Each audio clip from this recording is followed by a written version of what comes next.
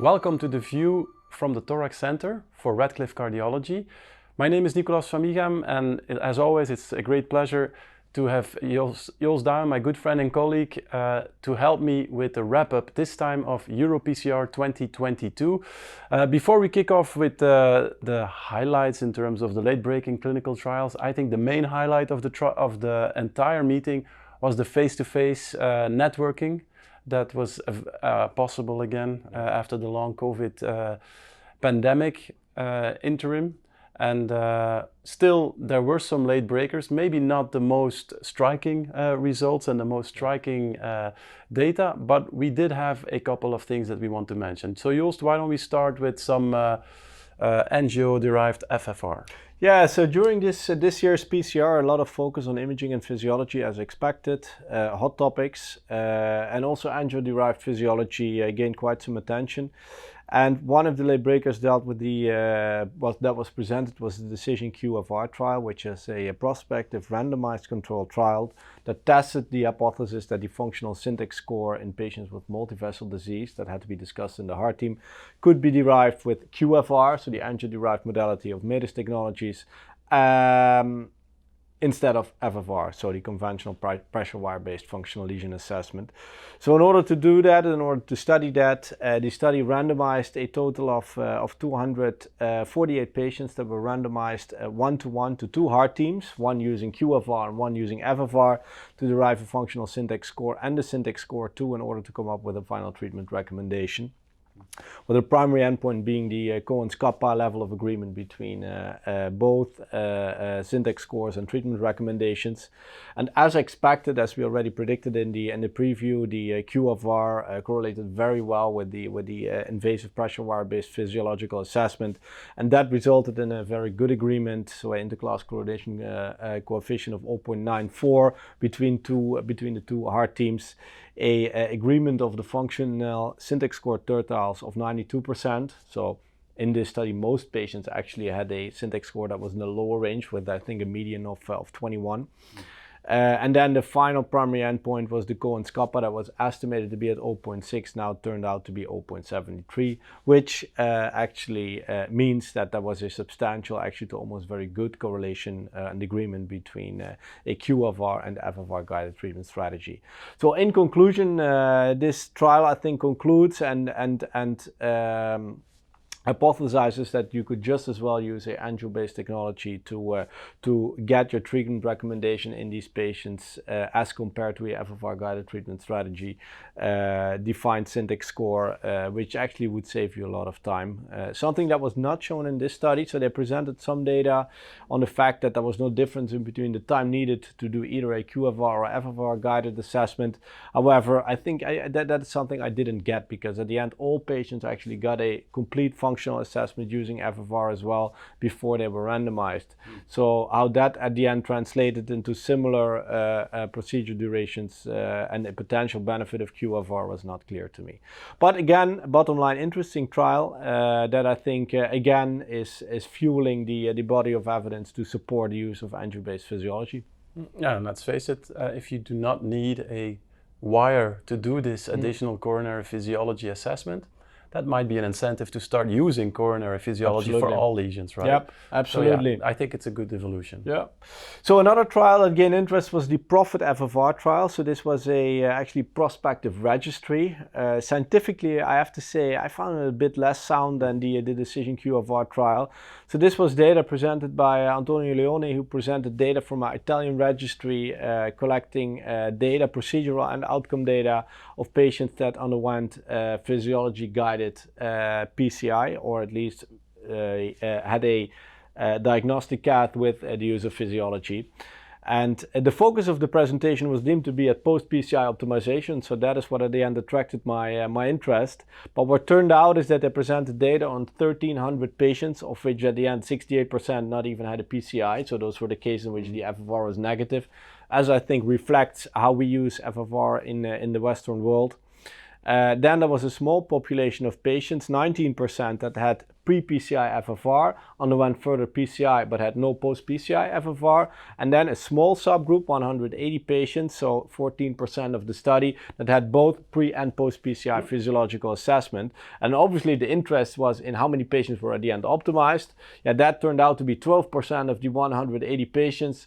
With that, there was a hypothesis generated about the fact that if you use pre and post PCI physiology, you can improve outcomes, which at the end was based on the fact there was a delta of 28 events, so numerical 28 events favoring the outcome in patients with pre and post PCI FFR as compared to those who only had pre PCI FFR. Yeah, to me, something that is very difficult to understand, and I think it's interesting. It reflects a little bit how we use physiology. It reflects the fact that we use post PCI FFR only in a minority of cases, and it also perhaps illustrates that there is a potential sign of benefit if you do post PCI optimization using FFR. So yeah, I think interesting topic, scientific basis of the study, perhaps a bit less sound as mentioned, but to me the topic remains of interest. Well, basically it's in the same line of thinking as FFR React, but obviously FFR React was a randomized controlled trial, and to me at least was more compelling in terms of the endpoints and the signals that we got from it. Obviously, FFR React was also underpowered for the major clinical endpoints at 1 or 2 years. But again, I think this is all the beginning of a new era. Absolutely. And probably we may be using coronary physiology, and especially also non-wire based coronary physiology after stenting as well. Yeah. All right, the LYTEN trial. Switch topics and go to the TAVI space. Yes, and I think this was the most important trial in the structural heart arena at EuroPCR.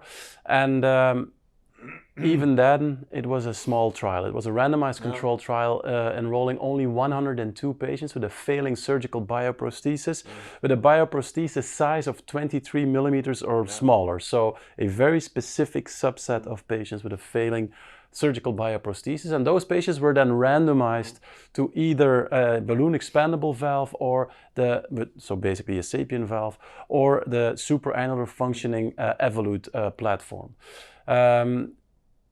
I think the interesting part of the study was that there was a core lab involved, and they did invasive assessment and echo assessment.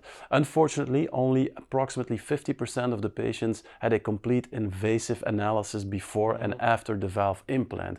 The findings were quite interesting, as expected maybe, in terms of the primary endpoint of mean gradients. The mean gradient by echo assessed and core lab evaluated was smaller for a Evolut valve than for a sapien valve, and that was maybe expected. The results basically in terms of procedural outcome out to 30 days was excellent, so no mortalities, no strokes, very good results, hardly any PVLs. You had more patient prosthesis mismatch with a sapien valve. There was no issue of PVL with either platform. There were also no pacemakers, so that all was very good and as expected. I think the very intriguing part of that study was the invasive analysis. When they only looked at the invasive measurements after the valve implant, there was no difference in gradient between the balloon-expandable and the self-expanding system. And that is a little bit remarkable, because the invasive assessment obviously was immediately after the valve implant, and the echo assessment was pre-discharge, and in the majority of cases 1 day after the procedure. So what has happened there? Is this the result of improving ejection fraction? Is this an effect of pressure recovery that is not assessed by echo but is integrated when you do an invasive assessment? And why would then an echo assessment be less accurate in a bioprothesis than in a native aortic valve? So these are important open questions, but they have a lot of significance, because if echo might be less reliable than an invasive assessment in the context of a failing surgical bioprothesis where you implant a new TAVI, well, then that might have consequences, because then we need to be more meticulous in our post-procedure hemodynamic assessment. And we at Erasmus are very meticulous in that, but I know for a fact that in a lot of the centers that are doing TAVIs these days, they even skipped the post-procedural invasive assessment. So I think there is much more interesting research to be done. We already started based on LYTEN with a retrospective study of our own failing surgical bioprotheses database, but at the same time we already started 3 or 4 months ago with the baseline randomized control trial, which is a larger randomized control trial on the same topic in failing surgical bioprotheses, but not only looking at the smaller bioprotheses, but also on the larger valves, and then again randomizing to SAPIEN and Evolut, and again also looking at invasive assessment and echocardiographic assessment. So I think that to me was the most intriguing new insight from EuroPCR in terms of structural heart space. Yeah, no, I agree. Interesting study. Anything on valve cracking? So this was something that we alluded to in the preview.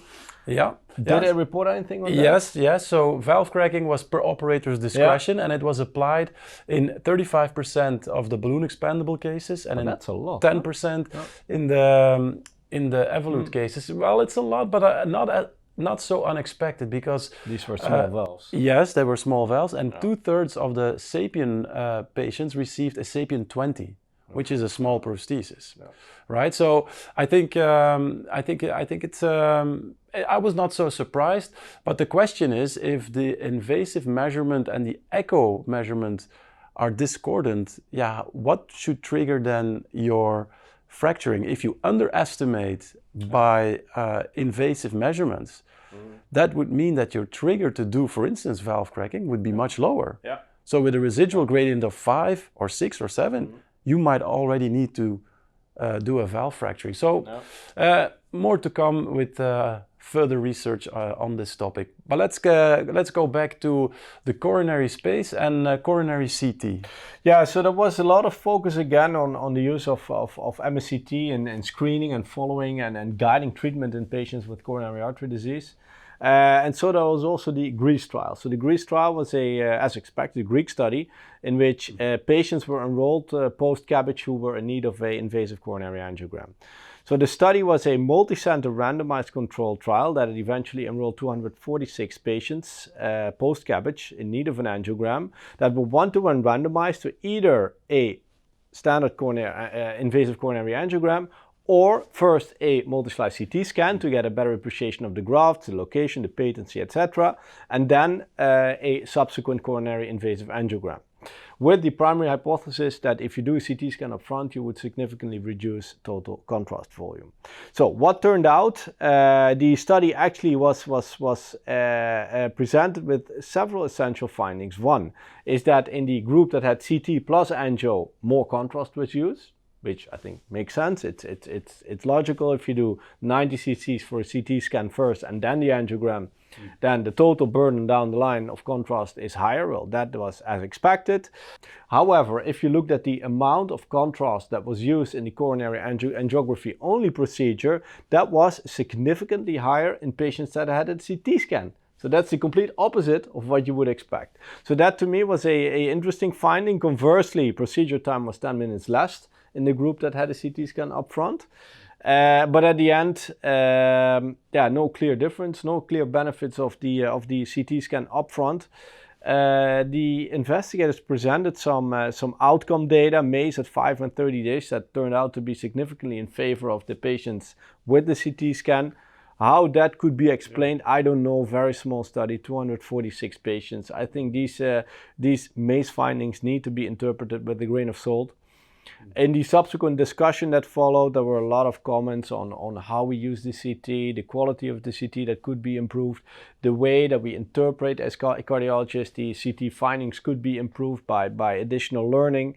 And then perhaps the way we use the CT data, in case, for instance, there's very good image quality, grafts are clearly patent, and those patients you could perhaps refrain from a invasive coronary angiography.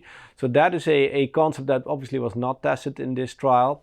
But in conclusion, down the line at present, no clear benefit in making CT scans in patients post-CABG pre-coronary angiography. Yeah, but if you look at it from a clinical, practical point of view, this study doesn't make too much sense. No, I think what it illustrates in a way is the discrepancy in the acceptance of coronary CT between cardiologists and cardiac surgeons. From our own reality, we know that cardiac surgeons are a little bit resilient to accept coronary CTs, whereas I think we would be already comfortable in relying on coronary CT in the heart team discussion when we discuss patients with multivessel coronary artery disease. And I think that would be the more relevant randomized control study to do a coronary CT heart team assessment versus an invasive angiography heart team assessment. And by the way, the quality of invasive angiograms is so different when it's done in very experienced high volume centers versus centers that only provide diagnostic angiograms, do not do interventions. You know, the quality of those angios are oftentimes suboptimal, and still we are trying to come to a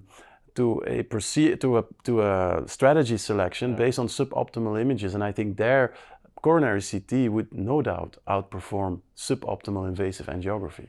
Yeah, I think there's still a lot of work to be done on the way CT is used at present. I think its value is clearly in ruling out disease in low-risk patients, but in high-risk patients, and specifically those with previous CABG or patients with diabetes, extensive coronary artery disease. I think the way on the certainty that we can rely on the findings of the CT scan as a sole entity, I'm not sure we're there yet, and this is definitely something that we need more work to be done in order to get more confidence on how these findings can be used. But if I'm not mistaken, one of our mentors is working on some of those concepts, and I would totally follow that. So I would also be very keen on working in that space. But let's go back to structural. Back to the TAVIs. You know, there have been also studies in the mitral and the tricuspids, but we were talking there about registries and updates of previously presented registries, so we would prefer to stay away from that. But there was also the Optimize Pro, and I will discuss Optimize Pro and the Forward Pro. Those are two prospective, relatively large prospective registries with the Medtronic platform, the Evolut Pro.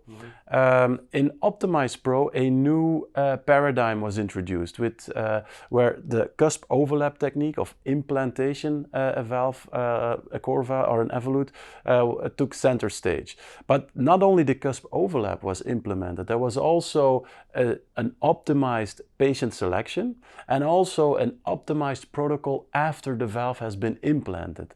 All that to minimize conduction disorders and especially to minimize the need for new pacemakers. Well, mission accomplished, because out of the 650 patients that are targeted, 400 patients from the United States were presented at EuroPCR by Kendra Grubb, and they indeed found a pacemaker rate of less than 10%, so single-digit new pacemaker rates. But then the question is, okay, but how did they get there? Was it because of more aggressive patient selection? Was it because they were more hesitant to implant the pacemaker and had a higher threshold? Or was it due to the cusp overlap technique? Very unclear from the presentation. I think it will be probably a bit of all of those things. I'm not sure whether we need to overemphasize the value of cusp overlap. At least what we do now in our practice is we have implemented cusp overlap, but not as the only view that we use. We integrate it and we alternate from a coplanar to a cusp overlap view when we are implanting our systems. And by doing that, we preferably want to optimize commissural alignment to make sure that we guarantee coronary re-access after the valve implant, but otherwise in terms of the implantation depth, we already know that the cusp overlap is not very accurate, to say the least. So I think, is this an important study? Yes, because it really proves that it is possible to have single-digit pacemaker rates after the implantation of an Evolut platform, but I don't think we should overemphasize the cusp overlap technique. Yeah. What do you think? I totally agree. It's probably a combination of all these factors that resulted in these good outcomes, I would say. So it's the patient selection, it's the way we implant the valve. But I would argue as a final additional argument that will help is that we're again 10 years further, right? So we all gain more experience, we got more meticulous how we implant the valve, irrespective of whether you do that in a three-cusp view or a cusp overlap view or whatsoever.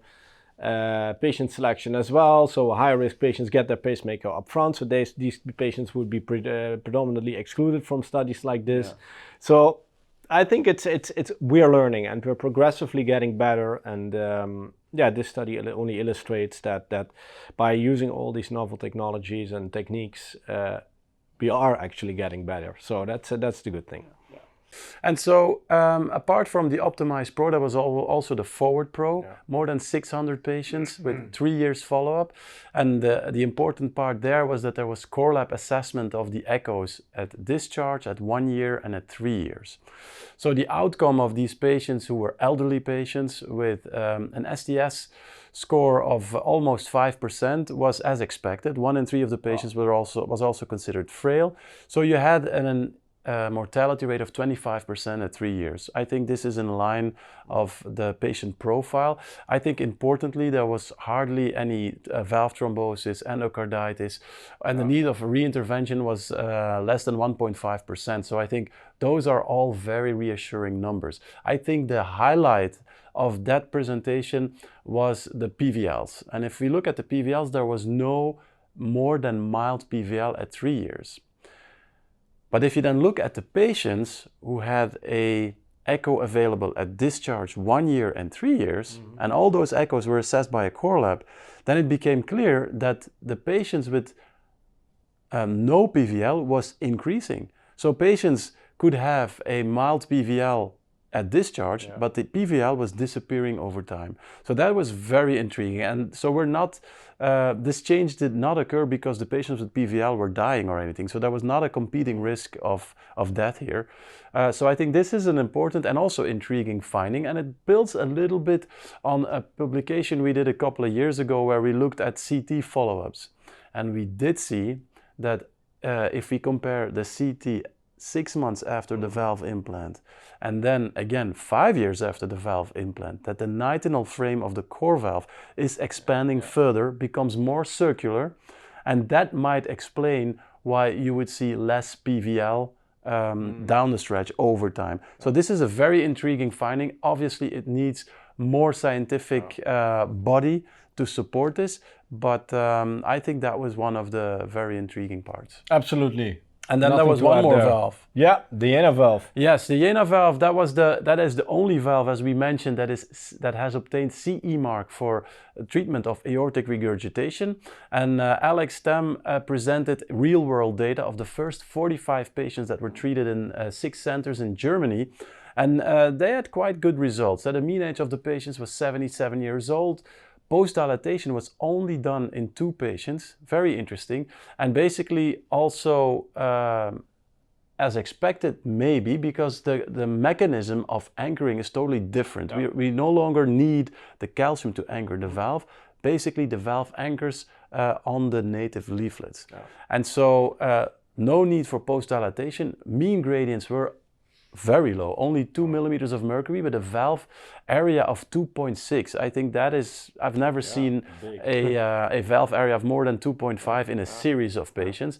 And then there was only one downside, and that was the pacemaker rate. A pacemaker rate of 23% with a new transcatheter heart valve platform. That is, that is something to think about, but at the same time, we need to accept that aortic regurgitation is not the same animal as aortic stenosis. So there might be different mechanisms why these patients would be more prone to conduction disorders and new pacemakers. So I think we'll learn more. I think also an important final comment is that the results of the Jena valve in terms of aortic regurgitation was excellent. So patients started with severe aortic regurgitations and no aortic stenosis, and they ended with no aortic stenosis, but also no aortic regurgitation. So no patients had more than mild PVL. As a matter of fact, only 10% of the patients had any kind of PVL. So that quite compelling data in favor of the use of this device and filling an unmet need in our practice. Yeah. All right, so the final study we wanted to discuss is the discal radial. So discal radial was the collaboration between EU and Japan in terms of defining the potential role of distal radial artery puncture in order to reduce radial artery occlusion. So we already alluded to this in the preview and argue a little bit the hypothesis of the trial in which the investigators actually believed that you could have up to 10% radial artery occlusion, whereas we already confirmed in-house that you have a rate of around 3.5%. So this obviously, again, 10 years later, new randomized controlled trial testing an interesting concept. But guess what? The investigators hypothesized a 3.5% rate of radial artery occlusion, but at the end found less than 1% in both groups. 0.9% in the conventional radial artery puncture group and 0.3% in the distal group. No p-value statistical significance for that. At the end, a bit more spasm with the distal radial artery puncture, a bit lower time to hemostasis in the distal radial artery puncture. So down the line, very good and safe approaches for radial artery access, whether you use the conventional approach or the distal radial artery approach. But clearly no reason to change to a distal radial artery puncture based on results of this trial. So interesting concept, but yeah, as already a little bit expected, no game changer. Yeah, so are we going to change our practice? No, are we going to train our fellows in the distal I don't think so. I don't think so. I would agree with that. Yeah. So I think with that, we are through the highlights of EuroPCR 2022. Again, I think the yield of interesting late-breaking clinical trials that will change our practice was limited. Yeah.